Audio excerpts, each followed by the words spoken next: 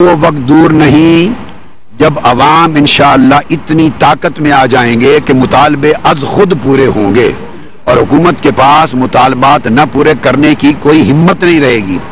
ہم ان سے اب بھیک نہیں مانگیں گے، ہم عوام کی طاقت کے ساتھ اپنے مطالبات کو خود عملی جامہ پہنا لیں گے انشاءاللہ، اور عوامی شراکتی جمہوریت کے نظام پر مشتمل ایک نیا عوامی اقتدار قائم کریں گے۔ آپ نے اعلان کیا تھا کہ 31 اگست کو میاں نواز شریف جو ہے وہ وزیر اعظم نہیں رہیں گے، لیکن آج تک وزیر اعظم ہیں، اور خان صاحب کہتے ہیں کہ 2015 میں جو انتخابات دیکھ رہے ہیں، کیا آپ کو بھی ایسا کچھ نظر آ رہی ہے؟ دیکھیے، میں 2015 یا 2014 کی بات کوئی کیٹیگوریکلی نہیں کہہ سکتا، لیکن ایک بات کلیئر ہے، ان 70 دن کے دھرنوں نے پوری قوم کو بیدار کر دیا ہے اور پاکستان کے کروڑوں عوام میں انقلاب کی تڑپ پیدا کر دی ہے، اور پاکستان کے کروڑوں لوگوں کو جو نظام بدلنے کے لیے اتنی شد و مت کے ساتھ تیار نہیں تھے، وہ اس ظالم نظام کے خلاف ٹکرانے اور اس کے خلاف بغاوت کرنے کے لیے تیار ہو گئے ہیں۔ دوسری جماعتوں کو بھی تحرک ملا ہے جو پہلے پارلیمنٹ میں ان کے ساتھ کھڑی تھی، لہذا میں سمجھتا ہوں کہ جب یہ پریشر بڑھتا چلا جائے گا اور عوام کا انقلاب کا سمندر طغیانی میں آئے گا تو آٹومیٹیکلی اس حکومت کو جانا ہوگا، اس نظام کو جانا ہوگا، اور انشاءاللہ پاکستان کو وہ ویژن ملے گا جو قائد اعظم نے وعدہ کیا تھا۔ کاغذ کدھر ہے بیٹے؟ علامہ صاحب، کل آپ نے اعتبار میں فرمایا تھا کہ اگر خامیوں کے باوجود بلدیاتی انتخابات خیبر پختونخوا میں ہوتے ہیں تو آپ ضرور حصہ لیں گے، کیونکہ نظام کا حصہ بن کے ہی آپ اس میں تبدیلی لا سکتے ہیں۔ کیا اسی صورتحال میں اگر مڈ ٹرم انتخابات ہوتے ہیں خامیوں کے باوجود، تو کیا آپ اس کا حصہ بنیں گے؟ ہم مڈ ٹرم انتخابات موجودہ الیکشن کمیشن اور موجودہ کرپٹ الیکٹرل پروسیس کے تحت نہیں ہونے دیں گے اور قبول نہیں کریں گے انشاءاللہ۔ لیکن بلدیاتی انتخابات خیبر پختونخوا میں، بلدیاتی انتخابات کے لیے ابھی ہم سوچ رہے ہیں، اس لیے کہ وہ ایک پنیری ہے، ایک بگننگ ہے، ایک اسیسمنٹ ہے، کارکنوں کی ٹریننگ ہے، اور گراس روٹ لیول پر اپنے کارکنان کو کونسلز میں انڈکٹ کر کے اگلی مستقبل کی قیادت کے لیے تیاری کا عمل ہے۔ اس پر بھی ہم پریشر ڈیولپ کریں گے کہ اس سے پہلے الیکشن کمیشن کے چاروں اراکین مستعفی ہوں، بلدیاتی الیکشنوں کی، حتیٰ کہ حلقہ بندیوں سے بھی پہلے، اور آئین کے مطابق ایک درست الیکشن کمیشن تشکیل پائے جس پر ساری جماعتوں کا اعتماد ہو اور شفاف، منصفانہ اور غیر جانبدارانہ الیکشن کی ضمانت مل سکے۔ ڈاکٹر صاحب، کیا دوبارہ اسلام آباد سے انقلاب یہ ٹکرائے گا جا کر جس طرح یہ جلسوں سے فراغت کے بعد کیا لاہم ہے؟ ابھی یہ ملک گیر، دیکھیے اسلام آباد کے دھرنے کو ہم نے ملک گیر دھرنا تحریک بنا دیا ہے، اور اس دھرنے کو ایکسپینڈ کر کے ہم نے ملک گیر انقلاب کی جد و جہد میں بدل دیا ہے، لہٰذا یہ کہاں کہاں ٹکرائے گا یہ اپنا وقت بتائے گا، لیکن ایک بات طے ہے، ظلم اور ظالم نظام کے خلاف یہ جنگ جاری ہے، بلکہ اسلام آباد کے دھرنے نے اس انقلابی جنگ کو بڑی مضبوط بنیاد فراہم کی ہے۔ اصل جنگ کا طاقت کے ساتھ تو آغاز ہی اب ہوا ہے جو ملک کے کونے کونے تک انشاءاللہ اس کو پھیلا دے گا۔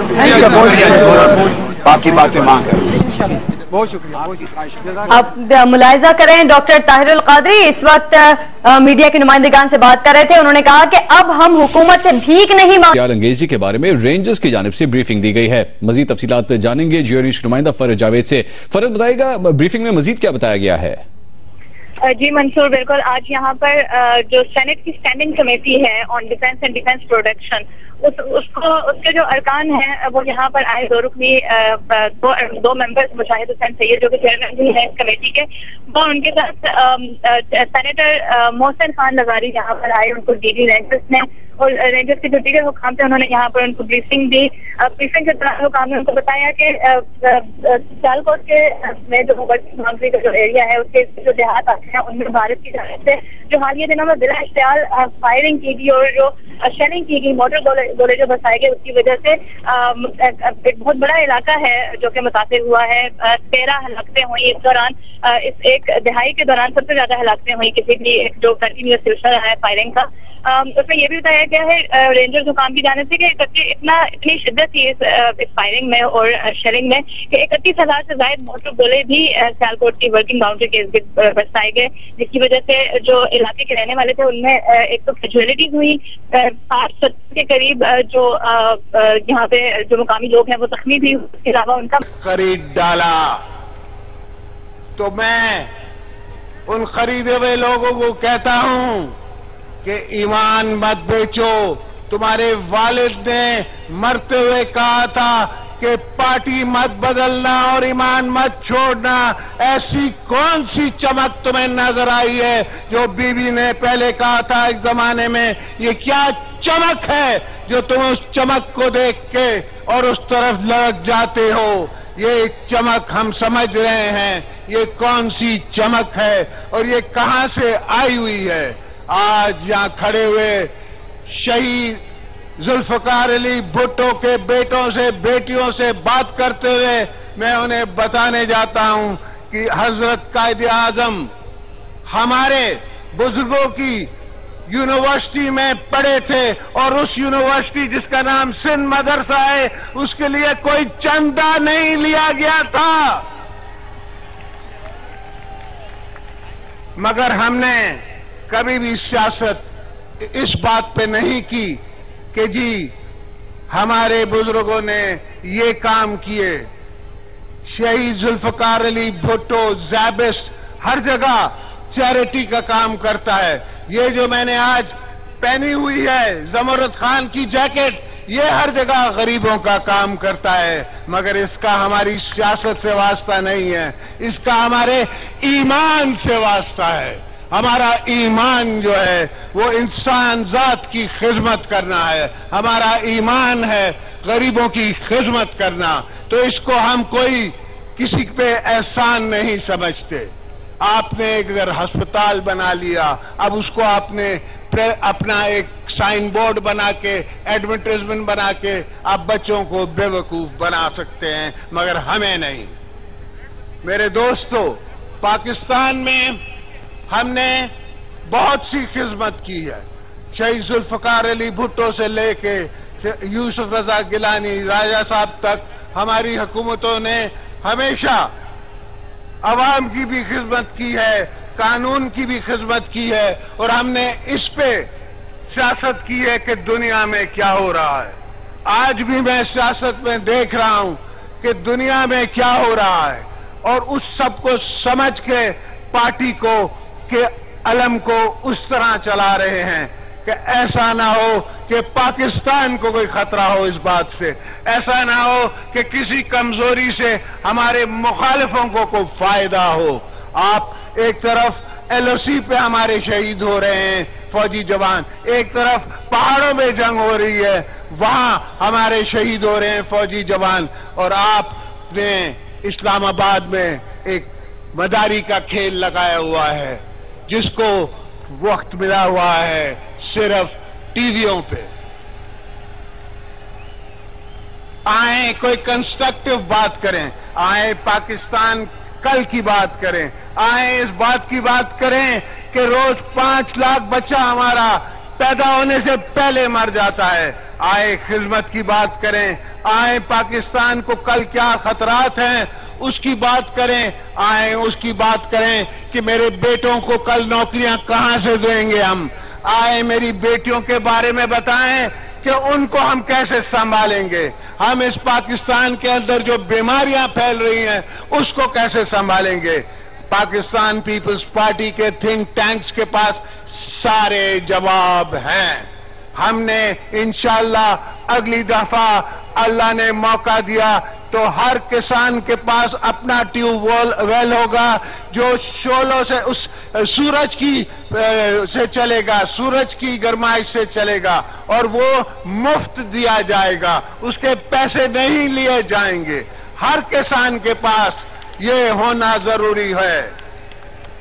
اور آج میں آپ سے یہ اعلان کرتا ہوں کہ ہر گندم کی قیمت، کپاس کی قیمت، چینی کی قیمت سب آج سے 20%, 30% زیادہ پہ ہم خریدیں گے, مگر اس کو سبسڈائز کر کے ہم عوام کو دیں گے. وہ لاس ٹی سی پی لے گی, اس کو ہم ایکسپورٹ کریں گے. ہمارے پاس ایک مجموعہ ہے سوچ کا جو ہم نے پاکستان کے لیے سوچ رکھا ہے. اگر عوام بڑھ رہی ہے, جوان بڑھ رہے ہیں, تو وہ بھی ہماری طاقت بنیں گے, اس کو بھی ہم طاقت بنائیں گے. ہم پاکستان کی ہر کمزوری کو طاقت بنائیں گے. ایسا کچھ نہیں ہے جو پاکستان کے پاس نہیں ہے, ایسی کوئی چیز نہیں ہے جو اللہ نے اس ملک میں نہیں دی ہوئی ہے. اگر نہیں ہے تو آپس میں بیٹھ کے بات کرنے کی عقل نہیں ہے.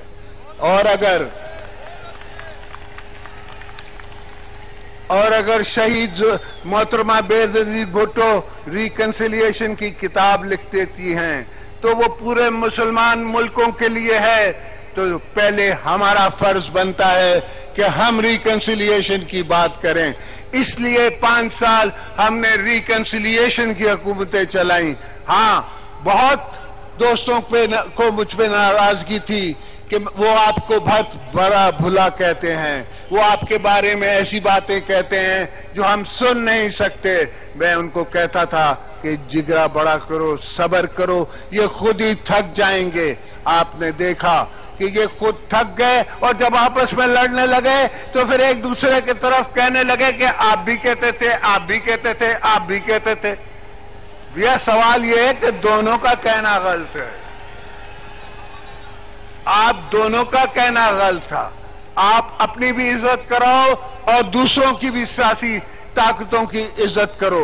عوام کو بے وقوف مت بناؤ, ان کو عزت کرنا سکھاؤ, ان کو سمجھنا سکھاؤ. ایسا نہ ہو کہ وہ شیطان آ جائیں جو ان سب کو, جس طرح سوات میں ان نے برگلا کے اپنے سب بچوں کو لے لیا. وہ جب سوات میں بیٹیاں مانگنے آئے تو سواتیوں نے کہا کہ یہ ہم نہیں کر سکتے. وہاں سے جنگ شروع ہوئی. اس سے پہلے ان نے بیٹے مانگے, ان نے پیسے مانگے, وہ سب سوات کے لوگوں نے ان کو دیے, مذہب کے نام پہ دیے. مگر جب ان نے بیٹیاں مانگنی شروع کی تب اعتراض ہوا. تو یہ سوچو کہ میں اس دن سے ڈرتا ہوں, میں اس دن سے ڈرتا ہوں کہ کہیں وہ آ کے ہمارے ہاتھوں میں, آپ کے ہاتھوں میں, ہمارے غریبوں کے ہاتھوں میں, ان کے ہاتھوں میں ہاتھ نہ ڈالیں اور کہیں کہ ہم کو اپنی بیٹیاں دو. میں اس دن سے ڈرتا ہوں. میں ان کے لیے لڑ رہا ہوں, میں آنے والی نسلوں کے لیے لڑ رہا ہوں, میں کل کے پاکستان کے لیے لڑ رہا ہوں. مجھے آج کا پاکستان بچانا ہے اس لیے کہ کل کا پاکستان بہتر ہو سکے.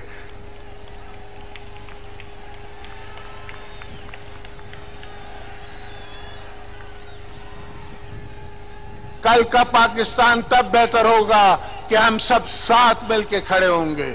جس طرح آپ ایک طرز پہ کھڑے ہوئے ہیں, جس طرح پاکستان پیپلز پارٹی کے ساتھ کھڑے ہوئے ہیں, اس طرح جب پورے پاکستان کی عوام ایک سوچ پہ کھڑے ہو جائیں گے تو وہ سوچ, ہمیں پھر IMF کی ضرورت نہیں ہوگی, پھر ہمیں ضرورت نہیں ہوگی کسی سے بھیک مانگنے کی.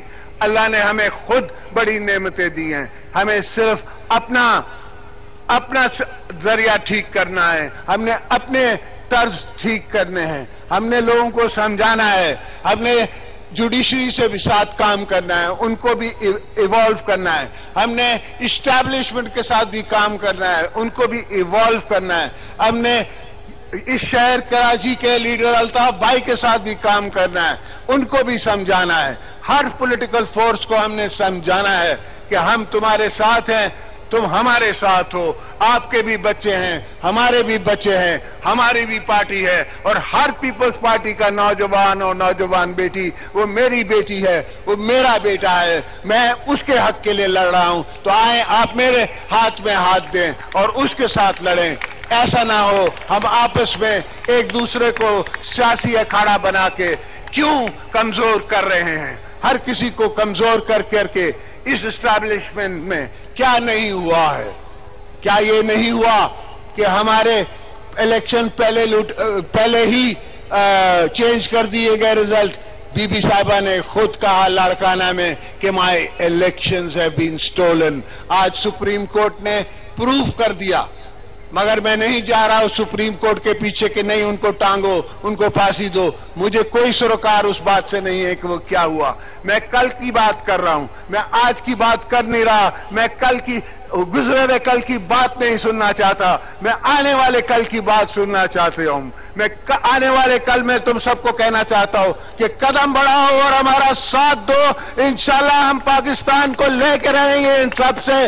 पाकिस्तान बन के रहेगा, बेनजीर का पाकिस्तान बन के रहेगा, बिलावल का पाकिस्तान, आपका पाकिस्तान, मेरा पाकिस्तान, आने वाली नस्लों का पाकिस्तान, जिसमें हम सब अमन के गवारे में रहेंगे, जिसमें ऐसा ना हो कि कोई तहजीब स्क्वायर बनाना पड़े, ऐसा ना हो कोई मुस्लिम ब्रदरहुड हो, कोई और तहरीक हो। तहरीक चलेगी तो सिर्फ सियासी तहरीकें चलेगी तो जमहूरियत चलेगी। आज भी हम खड़े हैं तो जमहूरियतों के साथ खड़े हैं, किसी हुकूमत के साथ नहीं खड़े हैं। हम जमहूरियत के साथ खड़े होते हैं तो कहते हैं हुकूमत के साथ खड़े हैं। आप रेफरेंडम में वोट करते हो, फिर कहते हो मैंने माफी मांग ली, तो वो माफी है। रेफरेंडम सबसे बड़ा आपका गुनाह कि एक डिक्टेटर के साथ